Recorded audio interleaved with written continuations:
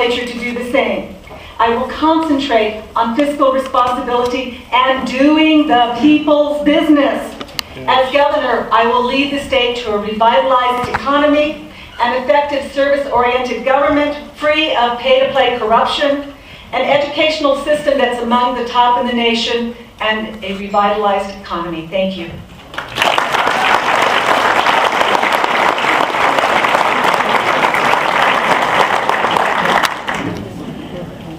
Two more quick announcements and we'll get to the questions.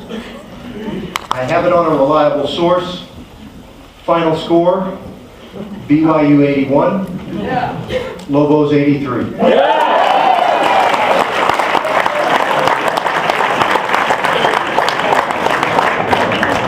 So the other piece of paper you were given tonight is your scorecard. You can take notes as you want, but at the end of the evening, we are going to ask you to rate the candidates on how they delivered their message, on their depth of knowledge, and their believability. You'll see those there on your cards. So make your notes, but a little later on, we'll ask you to circle a number there, 1 to 10. So we're going to get on with the questions, which is what everybody I'm sure came here for.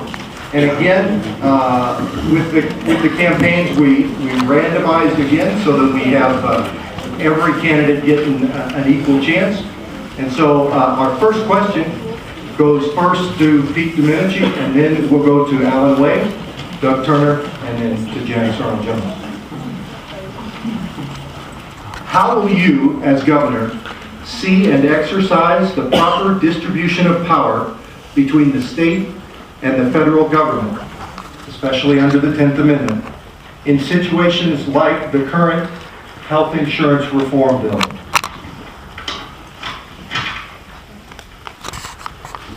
The 10th Amendment, for people in the audience, I'm sure most of you are aware of it. It was a very specific section in the Bill of Rights that was created after the Constitution was entered. And it was done specifically to make it clear that the federal government had limited rights, and rights that were not granted specifically to the federal government are reserved to the states or to the people. And the 10th Amendment has been gradually eroded over many decades and actually several centuries, but it is having a resurgence in various areas, including many areas where the federal government tries to tell states directly what to do, and they are being rebuffed by courts all the way up to the Supreme Court. The federal government is being told, you cannot tell the state what to do. In the area of health insurance, there will be, and this really depends on what comes out of the health insurance morass that we're in right now at a federal level, and we may end up with, who knows, it looks like a stalemate to me, but if something like the Democrat proposal makes it through there, or something along those lines makes it through Congress, which I have serious doubts of, but if it does, states will have the option to challenge portions of that require states to take activities that have not been specifically delegated to the federal government. States can do that individually or collectively, and with groups like you, states are starting to act collectively to enforce the 10th Amendment. But I would do it individually as your governor or collectively with other states. It's typically done by filing a lawsuit to say that the federal action is illegal, unenforceable, and does not apply to New Mexico. Mr. White. What I find fascinating about the 10th Amendment is its origins. For those of you who don't know its origins, you'll find them in the Federalist Papers. The Federalist Papers were 85 published essays by John Jay, who happened to be our first Supreme Court Justice, James Madison, who was the president, and Alexander Hamilton, who you remember was the Secretary of the Treasury and was killed in a duel by Aaron Burr. That aside, in paper number 9, written by Alexander Hamilton, you can clearly see the origins of the 10th Amendment. And I'll quote just a few of the lines in this interesting paper. This government is composed of small republics. It enjoys the internal happiness of each. The extent, modification, and objects of the federal authority are mere matters of discretion. It would still be, in fact and in theory, an association of states or a confederacy, and leaves in their possession certain exclusive and very important portions of a sovereign power. It's readily apparent that our founding fathers intended that the states be sovereign. Let me assure you that if I'm your governor, we will not allow unelected bureaucrats or bureaucracy to trample on us. Those of you who know me will know that I'll stand up for this state's rights. And in regards to the current impasse on health care, clearly we're not going to know what's going to take place until it takes place. And I can tell you, right now, I hope nothing takes place because it is a mess. And if they attempt to pass a bill through the use of reconciliation, we'll find that we'll go to court. Mr. Turner. I'm going to answer the question. First of all, I'm sure many of you are familiar with the 10th Amendment Pledge. I've actually signed it. You can check it out. The signature page is on my website at turnerforgovernor.com. What can a governor do to say no to Washington? That's really what the question is. And I think if we go back to 1994 and look at the suite of Republicans who were elected in this country, I think we had 34 Republican governors after that election. And I'm confident that after this election, we will also have a majority of Republican governors. If you have enough Republican governors in this country, you can take power back from Washington. We did it in 1994 when governors went to Bill Clinton and said no, and we had a governor here who did that. We had governors across this country who did that. We have not had a governor who's been prepared to say no. We've had a governor right now who's just prepared to just take the money and give it to his friends. But the reality is that the federal government holds us hostage in so many areas, and healthcare is one of them. Right now, we get a 3-to-1 match in our Medicaid dollars, and it's very difficult for our legislature to say no. But I am convinced that in this time, and I think healthcare, the healthcare debate, in many respects brought us all together, that if we stick together and we don't let up, we elect more governors in this country and more members of Congress and more senators when we get to that point, and more legislators who are prepared to say no to Washington, we can say no to whatever health care bill comes down and is rammed down our throat and is damaging to our economy. So stay active, elect more people who are willing to say no.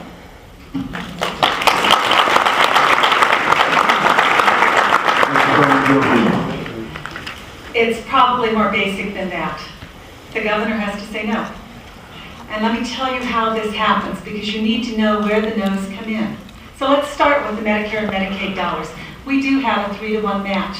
And I assure you, sitting in the legislature, it is very tempting to say, oh my goodness, we can't do that because we'll lose our 3-to-1 match. I assure you that we have been entirely held hostage and we have been kept down because of that match. But it's not the only one. In the current budget, $70 million of FMAP money. It's hanging out there like a little carrot. We don't even know if it's going to come in. And I assure you on Monday, that amount of money will be in the budget that they're going to cram down our throats. You say no. You say no because I know that if I say no to any of these things, if I say no, we are not going to just allow anybody to go across our borders. I'm going to do something about it. That the federal government can send the troops after me. Revolution is a good thing. Governors need to do that.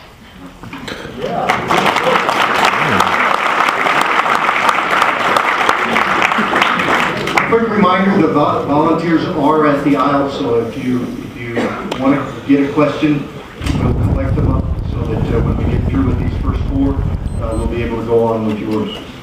The next question will go first to Alan Way, then to Mrs. Arnold-Jones, then to Pete Domenici, and then to Doug Turner. what amendment to the New Mexico Constitution would you champion as governor, and why or why not? I'd make it mandatory that you showed a photo identification when you vote.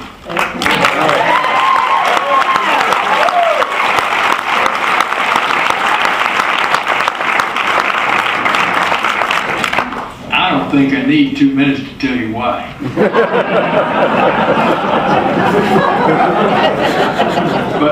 But I'll just add that if we don't put somebody else's hands in your pocket, and it's voter fraud, and that's why we need it. And if you have to have it to cash a check, you ought to be able to have, or even more hypocrisy, if you have to have a photo ID to get to see the governor for 5 minutes, you ought to be able to have a photo ID to vote. And that would be.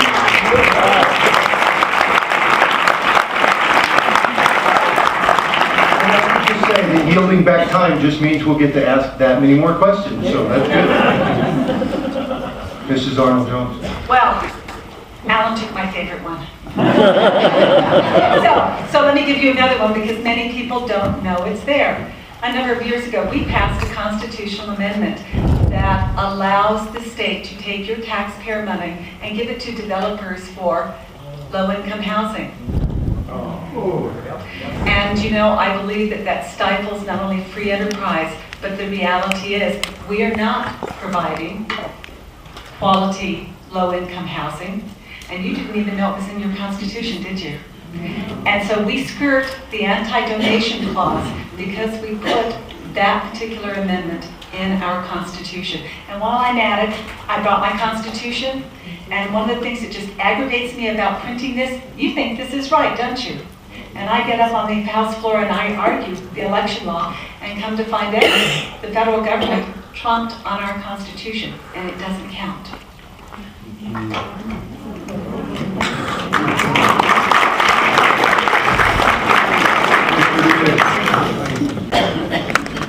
I would move forward, along with many other New Mexicans, to use a constitutional amendment to restore the death penalty. The movement to eliminate it that took place recently, I think was not popular with the general public. I think it was a political coup of sorts with various consortiums that were able to get that through. But by allowing the people to vote on that through a constitutional amendment, I think it will be clear that the public's goal of protecting law enforcement officers and the public's value of that service and the deterrence and the punishment for that action will come back into the Constitution. And it is not that difficult to amend the Constitution. People say, oh, you have to amend the Constitution. Yes, you do, and yes, we can. And that's one that we can do and should begin the process and accomplish that very quickly.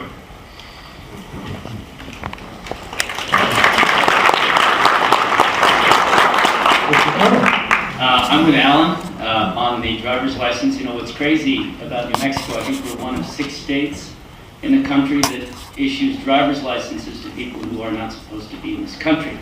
And so it's a little bit crazy that we are doing that, and yet we don't require our own citizens to show their ID when they go and vote. So I am with Alan, and I think we need to require people to show their ID when they vote.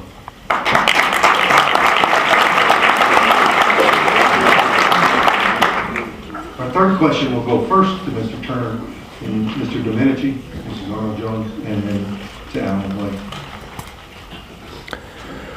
Explain how your fiscal policy will be applied to the state's budget problems with specific reference to taxation versus services like the rail runner and the size of government, state employees and state programs. Good question.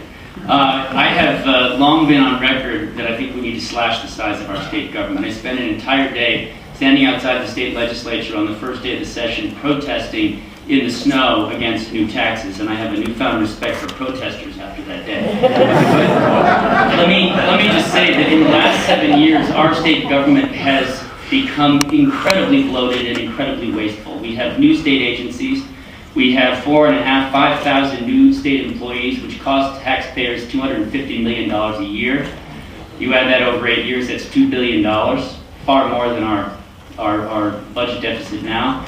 We went from 167 political appointees under our previous governor to almost 800 at one point under this governor, costing us another $35 million a year. So if you want to treat state government like a business, which I think it should be, and as a small businessman I think I can do that, you have to get rid of all these people. You have to do it immediately, and one of the first things I would do as soon as I'm elected is get rid of every political appointee in this state immediately.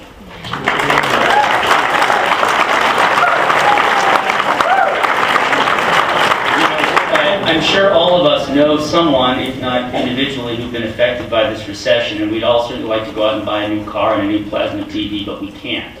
And if we all have to tighten our belts, I'm a firm believer that government can also tighten its belt without cutting services. I think it's a false argument when we hear from Democratic legislators that to balance our budget we are going to cut services. I completely disagree with that. We've managed to do it before. It's going to be painful to balance it, but so what? We can handle it, but we have to do it now.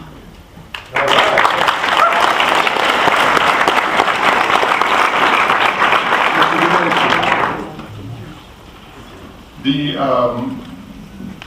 question was taxation, and then specifically you referenced the rail runner services and the size of government.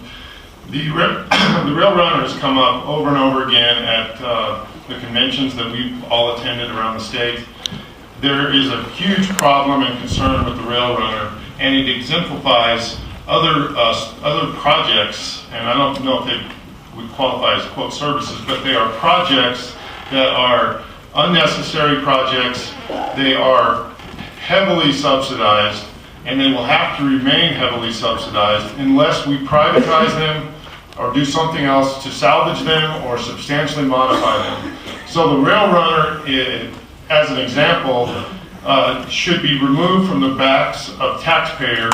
And that means that we have to mothball it until there is demand to support it, or if we have to change the way we operate it and operate only certain sections of it or certain parts of it, we need to do that. We can't afford the rail runner. We never could afford it, but now we know we can't afford it. So that's a long issue on the rail runner. On the other issue is we need to reduce employment, state employees by attrition, by terminating appointees. We need to keep the service high by keeping quality employees and moving them, putting them in jobs that meet their qualifications, that demand them, that force them to use their full efforts and full quality. And that's how we will keep services, by lowering the amount of payroll. We will also have to cut capital projects or phase them over time. We're going to have to do all three. It's going to have to come in services, or in payroll and capital projects, and these long-term projects that we're going to have to wait for. Wait till we can afford them.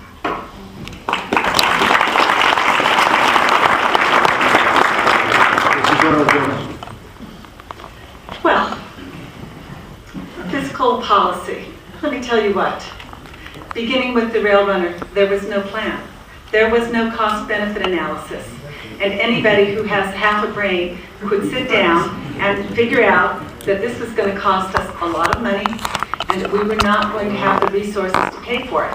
Of course, in 2003, we were promised that we would not need to go to the regional areas and ask for more taxes.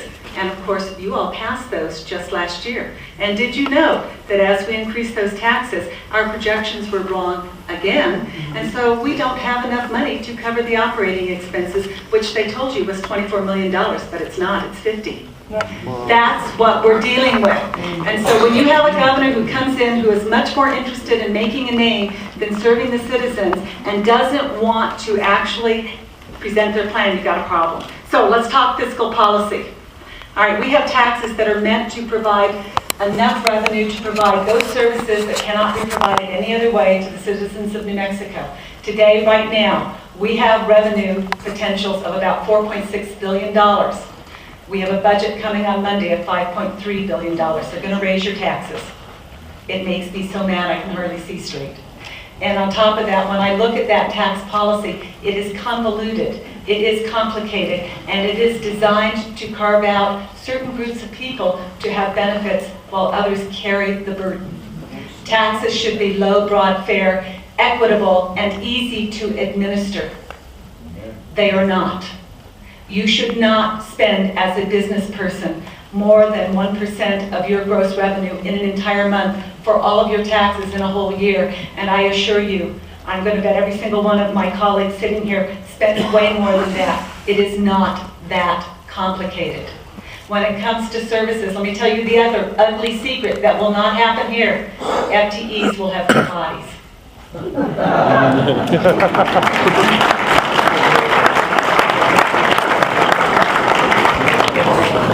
Mr. Wade. Thank you. Well, it isn't that complicated. But they try to make it complicated in Santa Fe. You know, as a business guy, I've run a business for 30 years. I never spent more money than I made. A novel idea. I can tell you from the governor, we're not going to spend any more money that's coming in the door. I had that discussion on the radio this morning. I had to walk a lady through it. It's kind of, and I described the household budget. You know, if you're only getting $30,000 a year, you're only going to spend $30,000 a year. Based on the income, and we're going to be in a declining income period for the next couple of years till we can turn the economy around, and that can be done, but it's like the sink rate of an airplane. You can pull the throttle back, but you're still going to be sinking for a little bit till the aerodynamics come into play and lift you. And so we're going to be faced with that for the next couple of years. So what it's going to take, it's going to take some smart business practices. I simply divide up need to have and nice to have. And I noted the other night on Channel 13 that Senator Bill Payne has stolen my slogan here, need to have, nice to have. But if I can influence government, I think that's a good thing. Assuming they stick to the need to have and only fund what's left over for the nice to have, which is essentially what we do. Essential government services, 100%. Nice to have gets what's left over. It means that every legislator who loves to take home pork doesn't get to take home a senior citizen center or the new paint job or the new kitchen for the senior citizen. I'm sorry, guys, you're not going to get it this year. You know, if instead of the museum being open, museum in New Mexico being open 7 days a week, maybe it's open only 5 days a week. There are common sense solutions to get us down to where we're only spending the money that's coming in. And oh, by the way, fund the really important stuff. That's still doable. And I can tell you in terms, I ran out of time? I didn't get to the railroad, but I'll get to it later.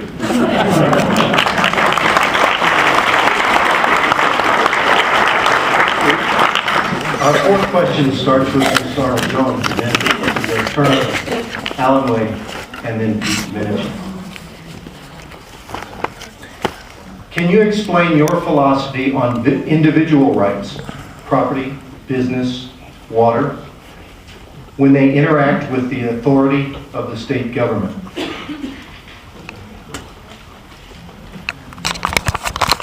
a great question. And it is the one that you need to pay the most attention to. I believe that the greatest form of empowerment is individual responsibility. Starting from that perspective, you should own your home, your land.